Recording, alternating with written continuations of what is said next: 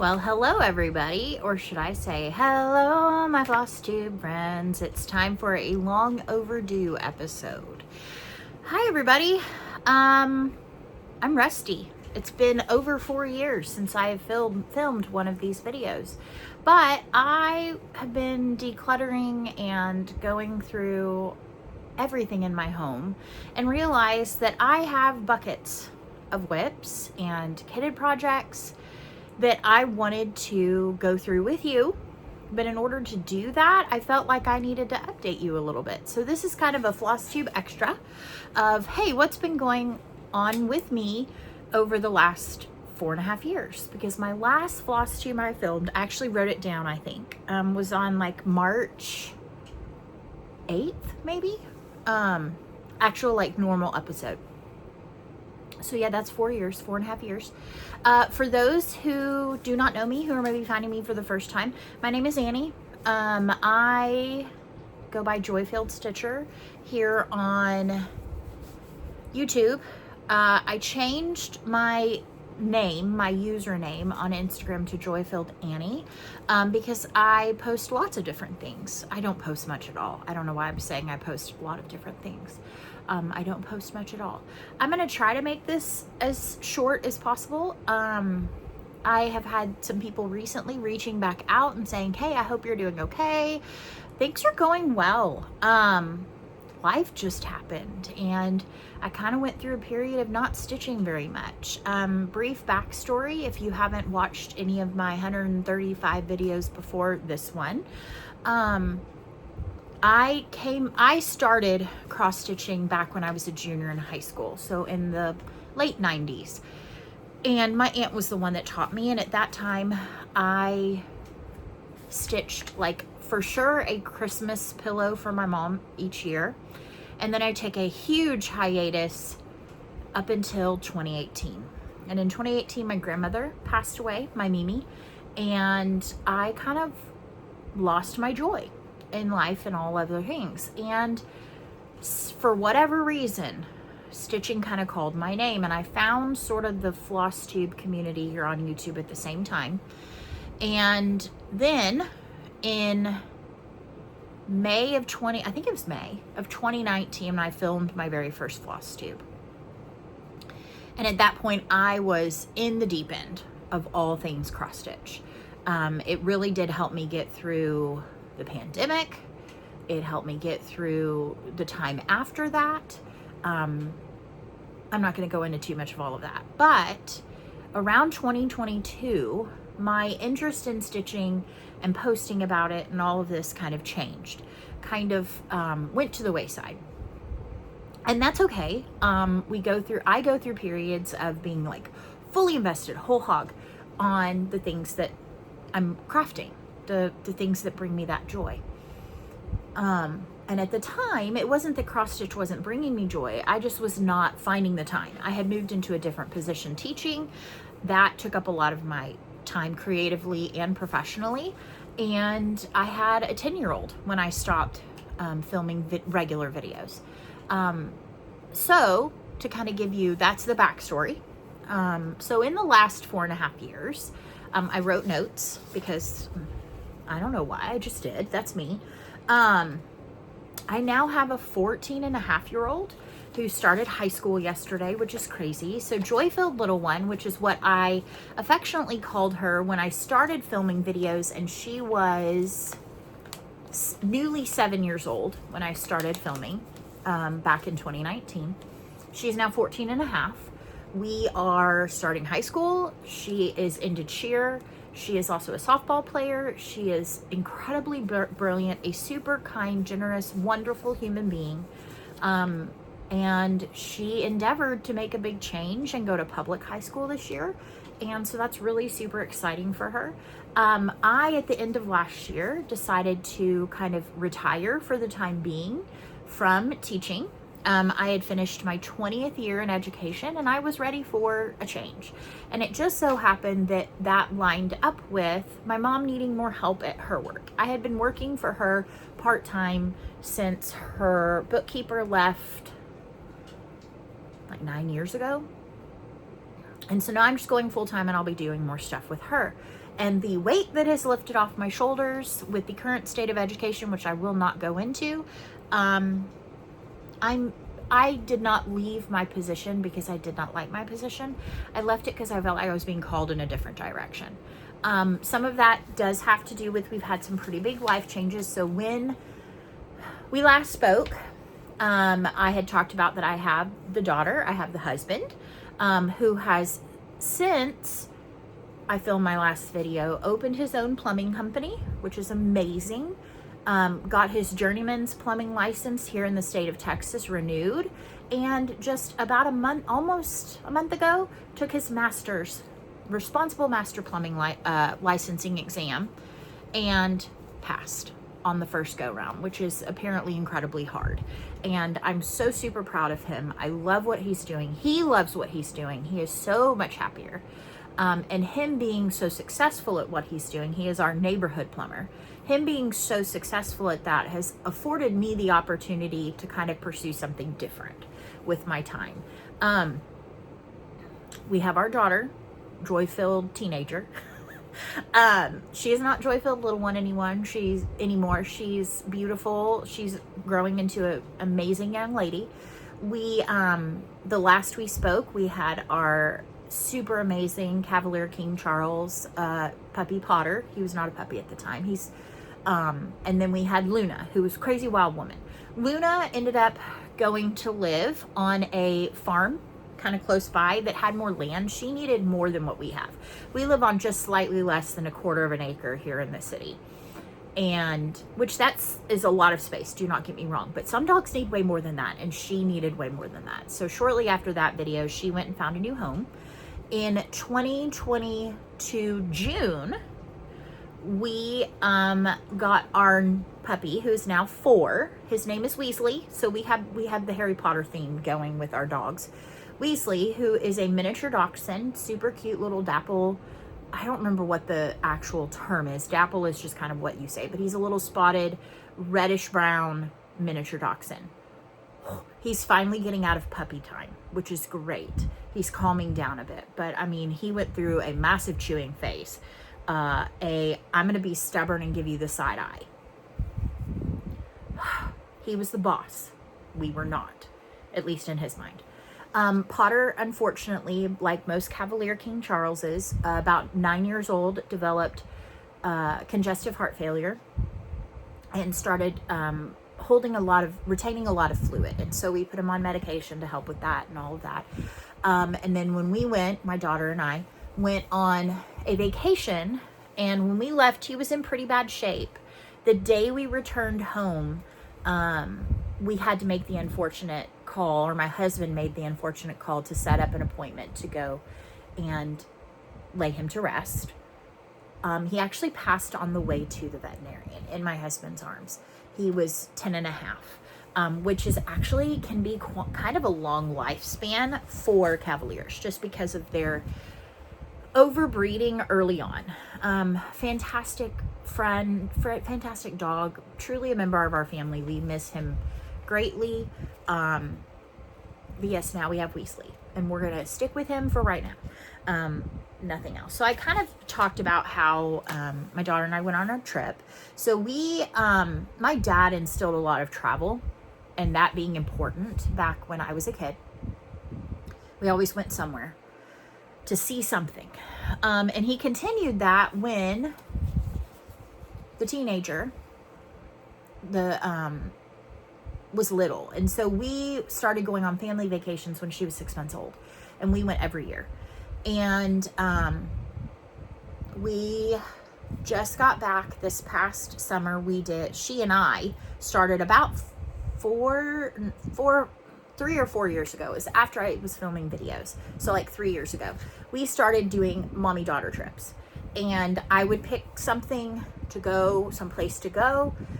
For the first couple, it was Disney, because we love Disney. In fact, I think we were prepping for a Disney trip in my last regular video.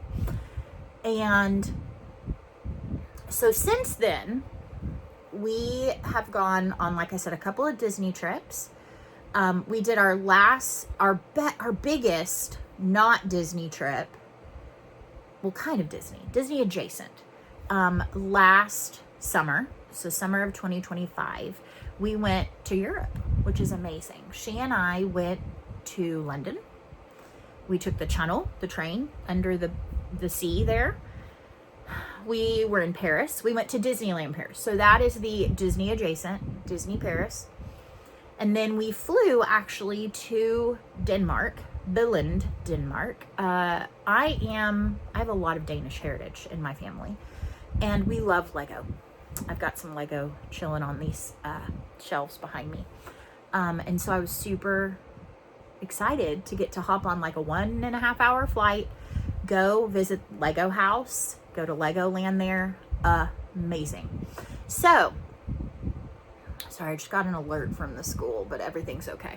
Something about leveling or something. I don't know. So, and then we did Paris proper, and then we again took the train back and London. So, I mean, we were there for like 2 weeks. It was incredible. I grew up learning French in school, which doesn't make much sense considering I live in Texas, where Spanish is a second language for a lot of people, or a first language for a lot of people. And, but I got to use my skills, and it was so awesome. And so this past summer, we went on a trip, and I usually don't tell her till January, which is when her birthday is. We went on an Alaskan cruise, which was amazing because it was always a bucket list trip of my dad's.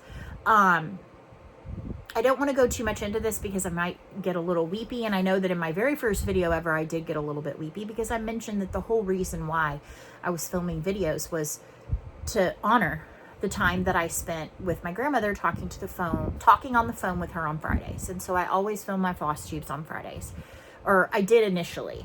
I think I did most of the time because that was our time that we talked on the phone. So about October or November of 2024, my dad, avid golfer, had already had stents put in for a significant blockage in his widowmaker. He'd also beat prostate cancer. So that was all since the 2022 update video. He started to kind of fall and wasn't feeling well, and was having back pain and having knee pain, and it just was kind of out of nowhere, and it escalated, and he kept having falls where then he couldn't get up. His dog at the time ended up coming to live with us because he became a tripping hazard to my dad. At the time, my dad was 67, so not old by any stretch of the imagination. And on February 14th, he had another fall and he hit his head. That was fine. But then on the 15th of February, my mom called because he was out of it. He had taken a rest, and it was like she couldn't get him to make coherent thoughts. So we don't live far. I live about 7 minutes from my parents. And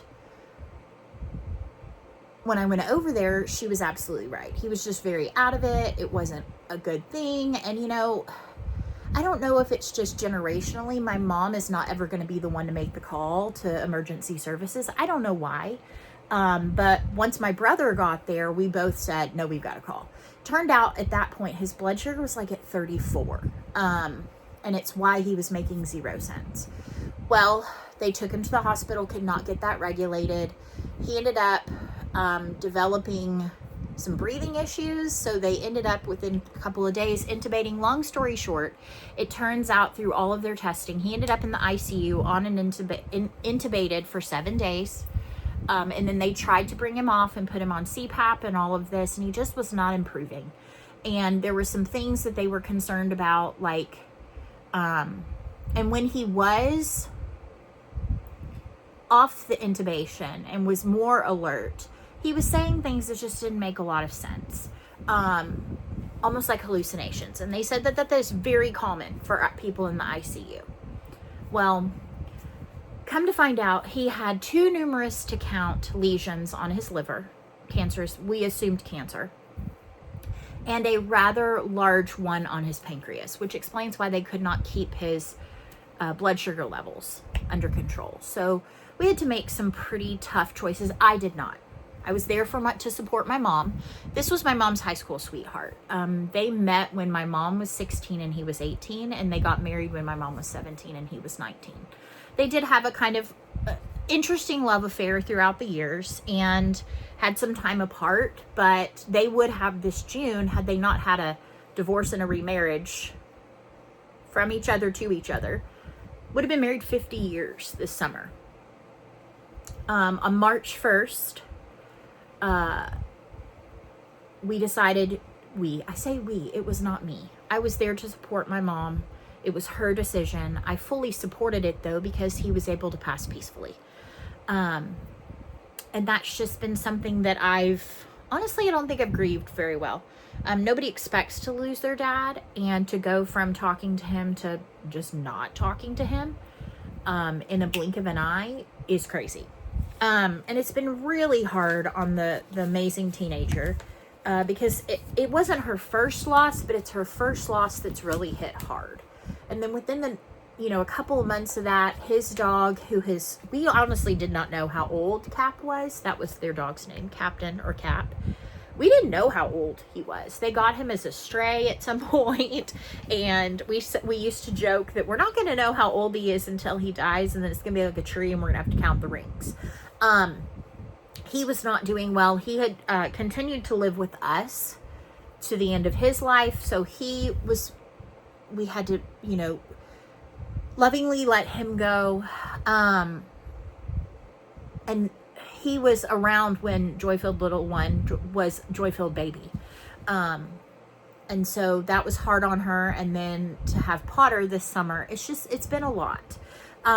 It's been a lot on her sweet little heart. She heavily feels everything, and she feels the concerns for friends and all of that.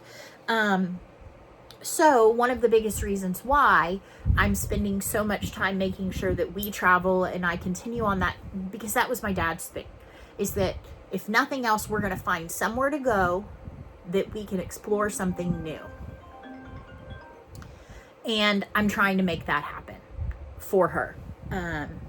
So before he passed, though, we did have a few final family vacations. We went to New Orleans.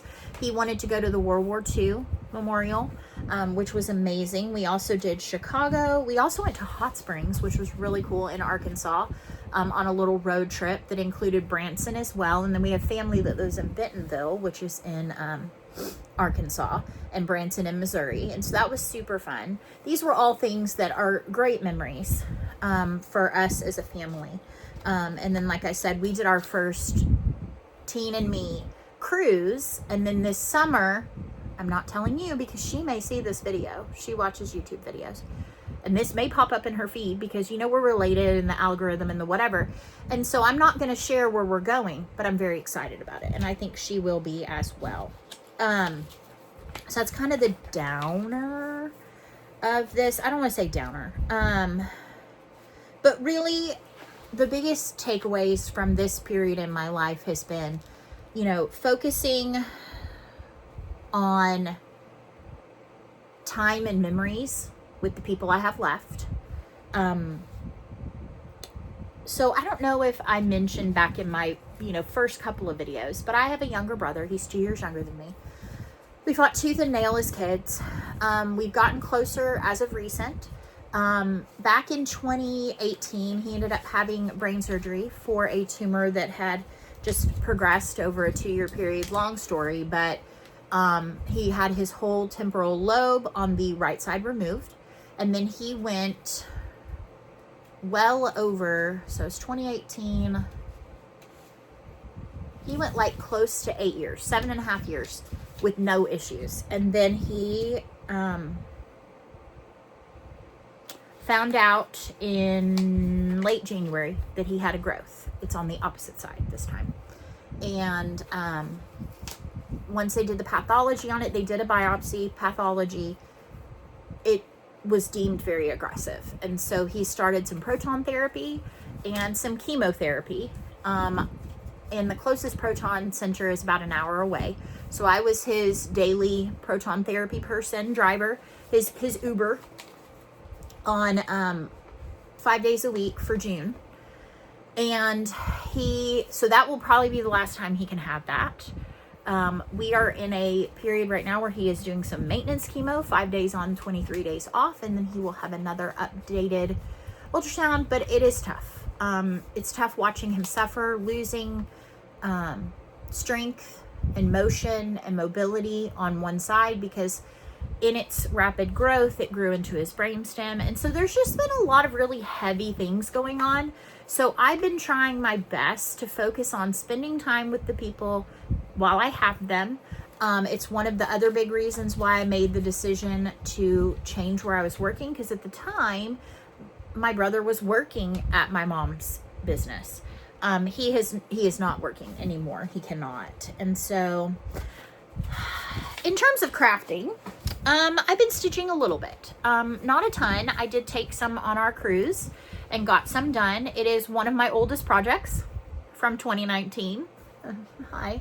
I still have projects from whenever. I also have gotten a little bit into needlepoint, so cross stitch adjacent. I don't do any of the fancy stitches yet. I'm just doing like half cross or tent stitch or continental, whatever you want to call it. And I also I journal, I plan. I have so many different things. I've also gotten back into knitting a little bit as well, working on a reading shawl. So I have the feeling that if I continue to post with any regularity, you're going to see an interesting assortment of things. You're going to hear some words from me. And yeah, you might even see like some Legos. I mean, basically this is going to be a what's Annie up to right now. You might have noticed I have added some ink to my arms. So this one right here, and it may be backwards, I'm not sure. It's a cardinal, line work cardinal. It says, "Hello, beautiful." So this was for my Mimi. I don't even know how I'm going to show this. I got this one, that one right there, which is "God is greater than the highs and lows." And then this one is my most recent one, and it's for my dad.